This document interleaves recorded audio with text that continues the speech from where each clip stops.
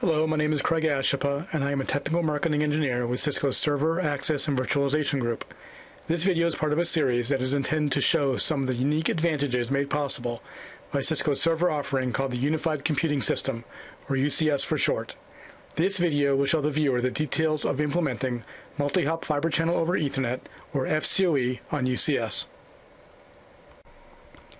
Before we begin the technical demonstration of Multi-Hop FCoE within UCS, I'd like to briefly discuss the advantages of this newly introduced technology into the UCS feature set.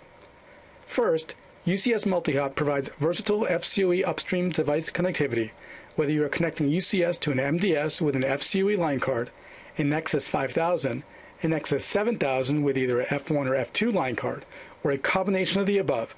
UCS Multi-Hop FCoE provides the ability to enable an end-to-end FCoE infrastructure. Second, UCS Multi-Hop FCoE delivers flexible FCoE uplink engineering options, including the support of N-host mode, also known as NPV mode, and fiber channel switch mode, dedicated FCoE or converged FCoE uplinks, and FCoE port trunking and channeling. And last, ease of configuration, the ability to boot from SAN over FCoE, and FCoE statistics monitoring within the UCS Manager are just a few of the additional advantages of Multi-Hop FCoE within UCS. Before jumping into the technical demonstration of configuring Multi-Hop FCoE within UCS, I'd like to review the implemented topology within our demo with the understanding that this is just one of the many possible Multi-Hop FCoE topologies available. From the bottom up, we can see the UCS 5108 chassis connected to both a Fabric Interconnect A and B via converged FCoE connections. On the left, or Fabric A side, the UCS Fabric Interconnect A is connected to a Nexus 5500 via converged FCoE Ethernet port channel. On the right, or Fabric B, we have the same thing, with the UCS Fabric Interconnect B connected to a Nexus 5500 via a converged FCoE Ethernet port channel. This hop between the UCS Fabric Interconnect and the Nexus 5500 is the first multi-hop FCoE connection northbound from UCS. From Nexus 5500, we then have another FCoE hop to a FCoE-enabled EMC VNX storage array. As a note, the hop from Nexus 5500 to the EMC VNX storage array could have just as well been a fiber channel connection if that was implemented connectivity.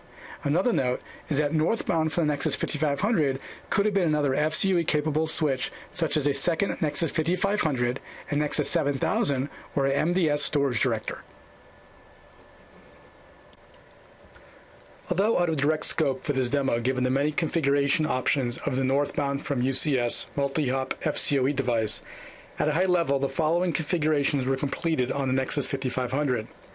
FCoE, NPIV, and LACP features were enabled. FCoE QoS parameters were configured. VLANs and vSANs were created, with the VLANs being mapped to their appropriate vSANs. Port channels were created with their designated ports, and VFCs were created and bound to their respective port channels. So let's take a look at the ease of configuring Multi-Hop FCoE within UCS. The first thing I need to do is create my vSAN. So under here under the SAN tab, and then under the navigation tree under SAN, SAN Cloud, Fabric A, under vSANs, you can see I already created a vSAN here called FCoE vSAN 100. I gave it an ID of 100. I also matched the FCoE VLAN ID to 100 as well. These don't have to be the same, but I did from a best practice perspective. If I look on the B fabric, I created a FCoE vSAN 101. And again, I gave that a 101 ID, and then I matched that to the FCoE VLAN ID 101. These are the numbers that I went ahead and created prior in my Nexus 5500 configuration. The next step in our configuration is to configure the FCoE uplink ports between the UCS Fabric Interconnect and the Nexus 5500 upstream switch. So I'm going to go to the Equipment tab over here. I'm going to drill down in the navigation tree down to port 25 on the Fabric A side, per our topology diagram that I showed prior. And you'll see this is already configured as an FCoE uplink port because I did this for the sake of time. If I needed to configure that, I would just hit the reconfigure and choose to configure as FCoE uplink port option. Also, if this was a single connection rather than a port channel, I would go ahead and set the vSAN here. That would be important to set this to the appropriate vSAN. However, since this will be a port channel configuration, I'll be setting the vSAN on the port channel as a whole. I've also done this for port 26. on the A side and 25 and 26 on the B side per the topology. So now that the appropriate vSANs and FCoE uplink links have been created, I'm going to go ahead and create the port channel between the UCS Fabric Interconnect A and the Nexus 5500 upstream switch. So I'm going to go over here to the SAN tab, go to FCoE port channels on the Fabric A, right click this, click create FCoE port channel. I'm going to give this a number. The port channel is going to be port channel number 2. I'm going to give it a name. It's going to be called FCoE PC2. Click the next button. Now we're presented with all of the ports that are available to be put into this port channel. Per our topology, I'm going to put 125 and 126 into this port channel and click the finish button. Click OK. And now what you'll see is I have the port channel with ports FCoE port channels 125 and 126. Now I need to go ahead and set the vSAN that's associated to this particular port channel.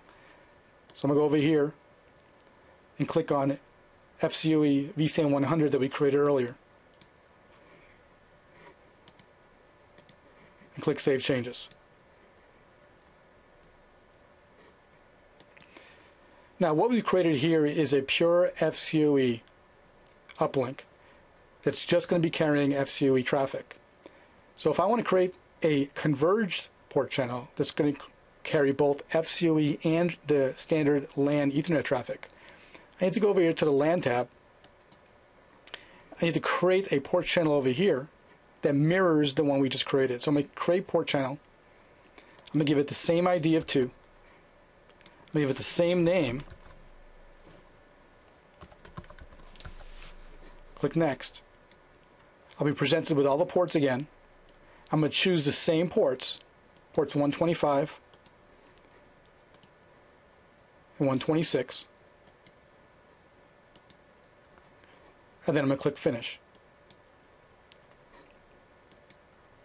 Now here you'll see under the LAN port channel, I'm using the same ports, the same port channel ID. Now the port channel between the UCS Fabric Interconnect A and the Nexus 5500 is a converged port channel carrying both pure FCoE traffic and the Ethernet LAN traffic over the same connections. In addition, please reference video I-12 Simplifying Enterprise Class Quality Service on UCS for details on how to guarantee minimal service levels to different traffic types. To recap, the introduction of multi-hop FCoE support into the UCS feature set opens up a number of new converged and non-converged topologies, which enables end-to-end FCoE, resulting in physical port, fiber, and HBA reductions, lowering overall management costs associated with converged infrastructures. Simple configuration of multi-hop FCoE within UCS provides powerful solutions and flexible topologies to meet the varied target architectures customers have been requesting.